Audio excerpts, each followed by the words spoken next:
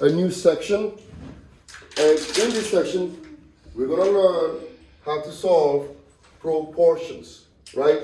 We talk about when we get a proportion, right? When we say relationships are proportional, when they have a constant what? A constant rate, right? A relationship is proportional.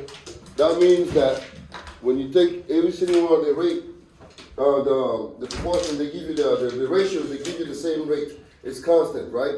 We talk about 1/2, 2/4, 4/8, and none of that stuff. Hey, can you stop doing that? You're making too much noise. All right. So now we're going to talk about why do we use this proportion and how can we use this proportion in real life, right? How come you guys are not taking notes? Your hands are on the jaw, just watching. And some of you guys are reading books. What I'm teaching. Who's reading a book right now? That's Laura. Everybody should be taking notes. It should be automatic, right? It should be automatic. Meaning you do it without me saying to you, take notes. It's just what it is. All right? Now, first, we need to understand what is the proportion, right? A proportion, by definition, is an equation that states that two ratios are equal. Let me say that again. A proportion is an equation that states that two ratios are equal, right? So, does anybody understand what that means? Yeah. What does that mean? It's like the two equations are equal. It's like Two ratios are equal. Show me a real life example where you have equal ratios that form a proportion. Give me an example. You guys want me to start? yeah. All right, so I can say for every man or every human has two eyes. Every human has two eyes normally, right? Now, say some people that can have maybe more than two eyes, or maybe not two eyes because they have a problem, right? So that means, so if I have two people, I'll have how many pair of eyes? Two people will be how many eyes? 4. And then 3 people, 6. 6. So that's the proportion because every person I say has 2 eyes, every 2 people will have 4 eyes, right? That's the proportion right there. That's an example. So basically, he says that it's an equation that states that two ratios are equal, right? So here, 1/3 is the same as 3/1. So this is a proportion, right? Because 1/3 is the same as 3/1. Why? Because if you simplify 3/9, what would you get? 1/3. Right? So therefore, these two ratios are equal. So therefore, you have a proportion. You have a proportional relationship, right? Now, there's a property that we're going to learn here, right? The property of proportions. Now, I'm going to use letters, and then later on, I'm going to use actual numbers, right? So, for example, do you know a if-then statement, right? If I study, I will pass my exam. If I study, then this will happen, right? In the same way, if A over B is equal to C over D, right? If these two ratios are equal, then if you do the cross multiplication, right? This is called the cross multiplication. If you do this cross multiplication, you're going to end up with what? AD is equal to BC. This is called the property of proportions. So now, how does that work? The way we use it is this. I'm going to first give you just an example, and then we're going to work on a real life problem, right? If x/3 is equal to 4/6, right? And I'm asking you to solve for x. We're going to use the property of proportions. We're going to do what we call the cross multiplication, okay? So, you draw a line like this. Draw a line here, and draw another line here. You see what I did here, right?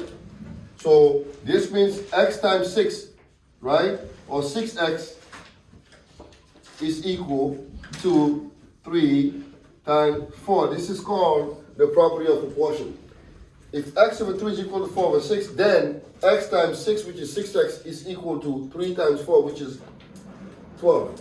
Right? This is called the property of proportion. Does everybody understand that? Yeah. Is everybody having trouble with this property of proportion? No? Right? This is called by the way, the cross multiplication.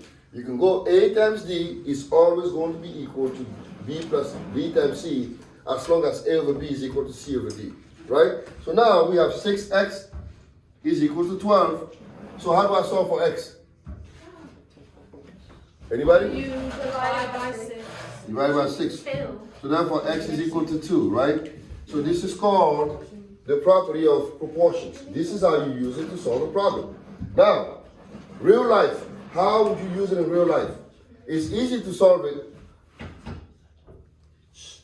What's going on? Like I was just asking him if he like understood something. So, why do you want to know if you understand it? Question. I couldn't. Did you understand it? Yeah. All right. So, how do we use it in a real problem? Is what we're going to learn, right? Now, let me read this problem to you here. The wait time to ride a roller coaster is 20 minutes when 160 people are in line, right? The wait time to ride a roller coaster is 20 minutes when there is 160 people in line. And then at this rate, they want to know how long is the wait time when 220 people are in line. How do you think you're going to solve this problem using the property of proportion? Can somebody come up with a solution here? How do you solve this problem using the property of proportions? Yeah. 20 over 160. Thank you very much. Is equal to 220 or x over 220. So 20 over 160 is equal to what? X over X. 220. Excellent. I'm so glad you were able to do this. You see how brilliant that is? This is actually brilliant. How did you figure that out? Because that's the numbers and it just makes sense. It makes sense, right? We know that for 20 minutes, how many people are in line? 10. No. 160. 160, right? So So the for key thing X is this. amount of minutes, it's 220. So 20 minutes correspond to how many people? 160 people, 160 people waiting. So for 20 minutes, there's 160 people waiting in line, right? Now we want to know how many people, how long you're gonna wait if there are 220 people. So we don't know how long you're gonna wait, but we know that's gonna be what? X over 220. Now this is the proportion here, because you know that no matter what, this is gonna be proportional, right? The time is always gonna be proportional. What's funny? Go out for a minute and go laugh out there, and then when you're ready to like listen, you can come back. No, I'm ready to listen right now. So 20 minutes means there's 160 people waiting, right? They want to know how long will it take 220 people? How long will they wait in line, right? So let's say you go to Hershey Park and it's like, oh wow, the line is like, there's like 50 people, and they say for 50 people you're gonna have to wait like an hour or 2 hours, right? Now you say, well, look, you went out and you said, well, you know what, let me go grab a snack and come back. And now there's a lot more people, right? Now how long would you wait? It's all going to be proportional because this is just standard. They're saying that for every 160 people, they have to wait 20 minutes. Now for 220, how long you going to wait? So you set it up, and now we can solve using the property of proportion. So how would you solve this, Nora? I would do 220 times 20 is equal to 160x. Thank you. 220 times 220. Which is 4,400. All right, whose voice was that? Okay. How would you check? 4,400 equals 160x, and then you divide it by 160. All right. I mean, I have no idea what that younger. So somebody put that in the calculator and find that for me, please. It's divided by 7.3. 0.3333333. 47.333, right? So you're gonna wait No, not approximately 47, just Oh. 7. 7? No, that don't make sense. No. 4,400 divided by Okay, maybe I 160. did it wrong. Then. Wait. 4? 1,400 divided by 160. 27.5. 27.5. I don't know, my calculator was not. So you're gonna wait about 27 and a half minutes, right? If there's 220 people, that's how long they're gonna wait. Okay? So you see how you can use this proportion to solve the problem. Now, what I'm gonna do is we're gonna go to the textbook and we're gonna work on a specific problem. Right? So No, I didn't. so let's do this here, right? Don't erase. I won't. Let me give you another problem here that we're gonna work on.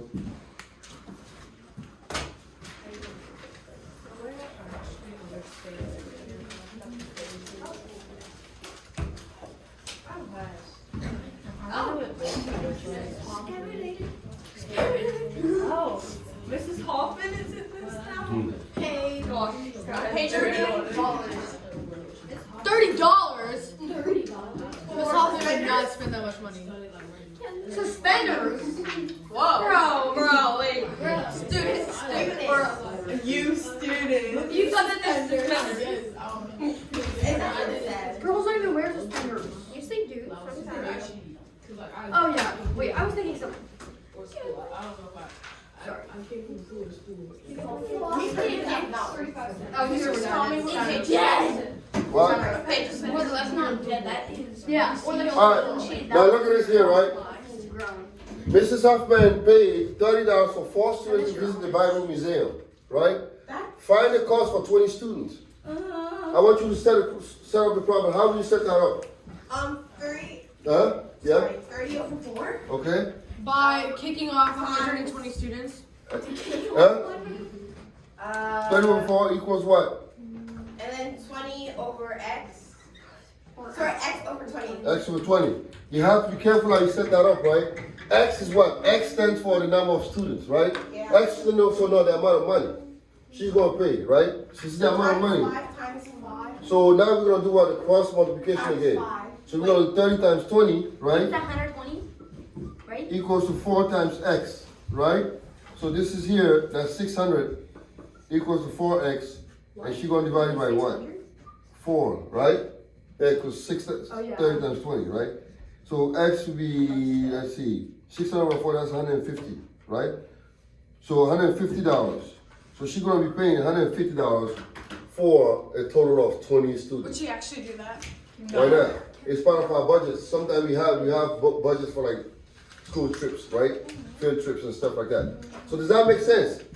Do you see how you use proportions? They are always practical and they are easy to use. So this section is going to be probably one of the funnest one that you're going to have to deal with, okay? Wait, so we're multiplying costs and we're not like xing it out? What do you mean? Like divide by 10, divide by 10. What would you divide it by 10? Because 20 can go, 10 can go into 20. Well, that would be too much work. You're just doing the cross multiplication, remember?